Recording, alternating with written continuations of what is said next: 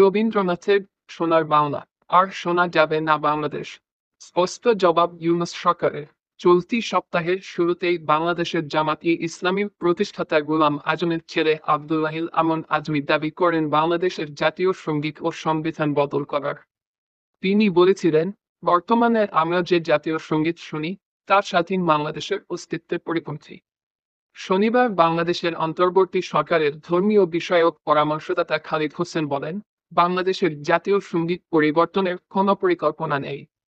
তিনি সাফ জানিয়ে দেন যে অন্তর্বর্তী সরকার এমন কোনো পদক্ষেপ করবে না যা বিতর্ক তৈরি করতে পারে।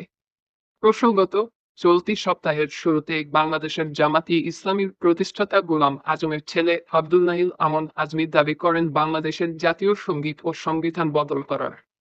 তিনি বলেছিলেন, বর্তমানে আমরা যে জাতীয় সঙ্গীত শুনি তা স্বাধীন বাংলাদেশের অস্তিত্বের পরিপন্থী।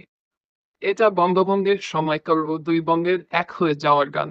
দুই বাংলার এক হওয়ার গান কিভাবে স্বাধীন বাংলাদেশের জাতীয় সঙ্গীত হতে পারে?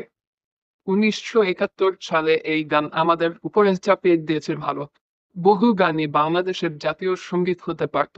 সরকারের উচিত একটি নতুন কমিশন তৈরি করে নতুন জাতীয় সঙ্গীত নির্বাচন করা।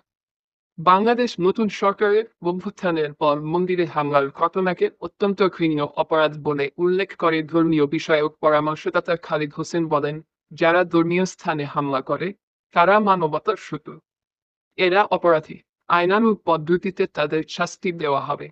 তিনি জানান যে দুর্গাপূজার সময়ে যাতে মণ্ডপগুলিতে কোনো হামলা বা নাশকতা না হয় তার জন্য স্থানীয় বাসিন্দারা এবং মাদ্রাসার পড়ুয়ারা পাহারা দেবে।